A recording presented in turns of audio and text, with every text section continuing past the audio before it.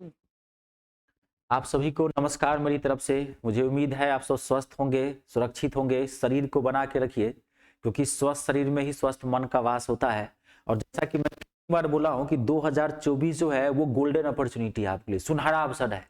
इतनी वैकेंसी अभी तक न आई है न आई होगी। क्यों? क्योंकि 2024 जो है वो लोकसभा का साल है, आप जानते होंगे। सब वोट बैंक का खेला है। सरकार आपका फायदा उठाना चाहती है और आप सरकार का फायदा उठाइए। ठीक है, तो इसमें जितनी भी वैकेंसी आ रही है मैं सबको आपको सिस्टमैटिक वे से अपडेट करता हूं। और मैं हमेशा कहता हूं कि फॉर्म सब भरा कीजिए। पूरा हिंदुस्तान एक है, जहां नौकरी लग जाए वहां ले लीजिए। सरकारी नौकरी का हमारे देश में एक अलग ही महत्व होता है, क्योंकि एक लाइफ टाइम वाली बात होती है। एक बार मेहनत करेंगे, जोर लगा के मेहनत कीजिए, और एक बार नौकरी अगर मिल गई तो जीवन आनंदमय रहेगा। है ये आप जानते ही हैं, लेकिन इसमें मेहनत करनी पड़ती है।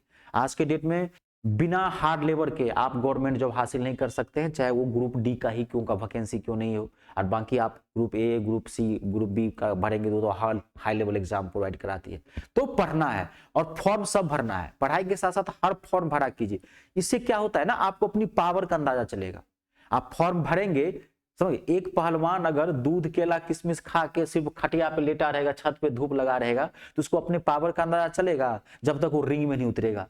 तो आप रिंग में उतरिए। एग्जामिनेशन जो आप पेपर जो देने जाते हो, आपका रिंग होता है एक छात्र का। उसे पता चलता है कि हमारा सबसे अच्छा पार्ट कौन सा है, वीक जोन कौन सा है, कौन सा पेपर हमारा अच्छा गया, कौन सा पेपर खराब गया। तो अपनी गलतियों का उसमें एहसास होता है और अब इम्प्रूव करते हैं। तो आज जो वैकेंसी के बारे में अपडेट करने वाला हूं, इसका फॉर्म भराना स्टार्ट हो गया। और मैं हमेशा बोलता हूं कि मैं आप लोगों को कोई भी फॉर्म भराना जब स्टार्ट हो जाता है, तो मैं 2-3 दिन रुक करके ही आपको सारी चीजें बताता हूं। मैं कंफर्म हो जाता हूं कि वास्तव में ये प्रोसेस शुरू हो गया है। तो आज जो है मैं आपको कोलकाता पुलिस भर्ती, इसमें यानी कि वेस्ट बंगाल के अंतर्गत कांस्टेबल की वैकेंसी आई है। तो ये कौन कौन फॉर्म भर सकते हैं, इसकी एज क्या होगी, ये सारी चीजें मैं आपको क्लियर करूंगा इस वीडियो में। ठीक है, तो सबसे पहले मैं क्लियर कर देता हूं कि वेस्ट बंगाल में जो है वैकेंसी आई हुई है, कांस्टेबल की भर्ती है। और ये जो वैकेंसी है ये मेल फीमेल दोनों के लिए है, यानी कि बॉयज और गर्ल्स दोनों के लिए है। दोनों फॉर्म भर सकते हैं और इसका फॉर्म भराना स्टार्ट हो गया है। और ये जो फॉर्म भराएगा मैं बताता हूं आपको, ये 29 मार्च तक फॉर्म भराएगा। ठीक है, 29 मार्च तक आप फॉर्म इसको भर सकते हैं। लेकिन मैं कितनी बार बोला हूं आपको कि न किसी भी फॉर्म को स्टार्टिंग में भरा कीजिए और लास्ट में भरा कीजिए, बीच में भरा कीजिए। 15-16 मार्च को आप इसको फॉर्म को भर दीजिएगा। अब आज मान लीजिए 9 मार्च है तो आप आज भी भर सकते हैं, 10 एक तरह 2-4-5 दिन के बाद भर सकते हैं, कोई दिक्कत नहीं। इसमें जो टोटल जो वैकेंसी है मैं आपको बताता हूं, लगभग इसमें जो वैकेंसी है लगभग 3800 के आसपास है। 3734 वैकेंसी है। इसमें बॉयज के लिए भी है और इसमें गर्ल्स के लिए भी वैकेंसी है। दोनों फॉर्म भर सकते हैं। क्लियर हो गया। इसकी जो ऑफिशियल साइट है हम आपको वो भी बताते हैं। इसकी ऑफिशियल साइट है wbpolice.gov.in। आप ज्यादा जानकारी आपको चाहिए तो आप ये लेते हैं, लेकिन इसमें अभी ज्यादा जानकारी है नहीं। मैं पहले आपको बताता हूं, इसमें ज्यादा कुछ अभी दिया ही नहीं गया है। ठीक है, इसकी जो एज है, इसमें एज जो है वो भर सकते हैं 18 से 25 साल तक के जनरल वाले फॉर्म भर सकते हैं।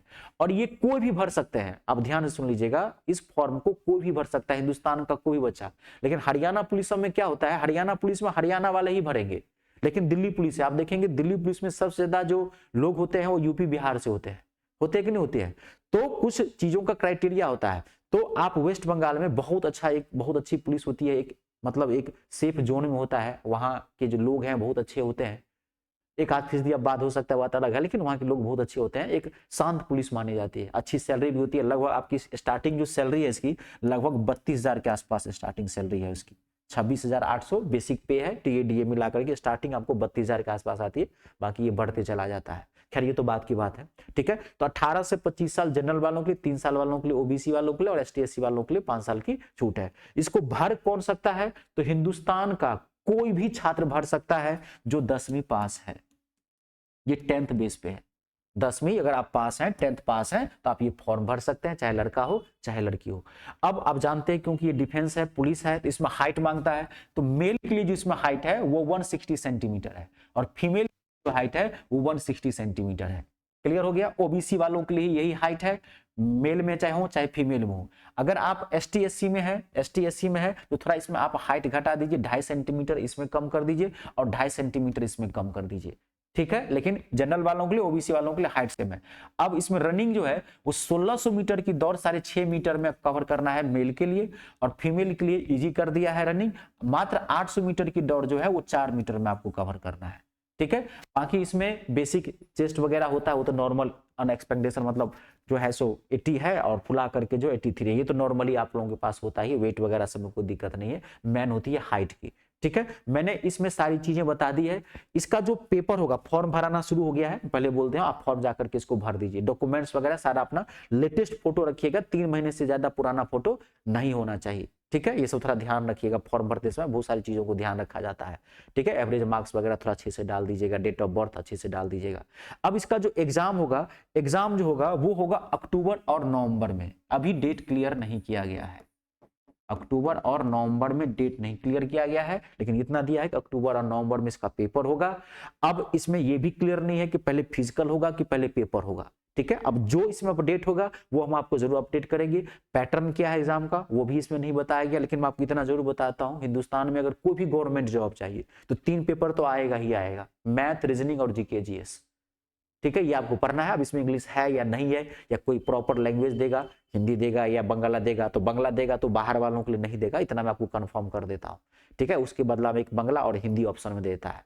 लेकिन ये मैं अनुमानित कर रहा हूं, पिछले मतलब जो विगत वर्षों में जिसकी वैकेंसी निकली उस आधार पे, तो लैंग्वेज एक देता है, तो अगर जो बंगला वाले होंगे, जो वहां के जो स्थानीय निवासी होंगे तो उनके लिए बंगला दे देगा, और जो वहां के बाहर वाले जो होंगे, यूपी बिहार या भारत के किसी भी राज्य से होंगे, अगर वो फॉर्म भरे तो उनके लिए हिंदी देता है। तो जो भी इसका एग्जाम पैटर्न आएगा, जो भी सिलेबस आएगा, तुरंत हम आपको इसमें अपडेट करेंगे, तत्काल इसमें आप तैयारी में लग जाए, पढ़ते रहिए, फॉर्म जितना आए एलिजिबल है सब भरिए और पढ़ते रहिए, लगातार स्टडी करते रहिए। छात्र का पहला कर्तव्य होता है पढ़ाई करना, उसको मत छोड़िए, और जिसके लिए एलिजिबल है फॉर्म भरते जाइए। मैथ, रीजनिंग, जीके जीएस तो पढ़ना ही है, मैं तो कहूँगा सारी चीजें पढ़ते रहिए जो आता है, मैथ, रीजनिंग, जीके जैसा ही साथ में इंग्लिश भी अपना पढ़ते ही रहिए। मान लीजिए एसएससी वगैरह तैयारी करते हैं तो मैथ इंग्लिश के बिना संभव ही नहीं है। ठीक है, चलिए इसमें आज के लिए इतना ही, नमस्कार, धन्यवाद।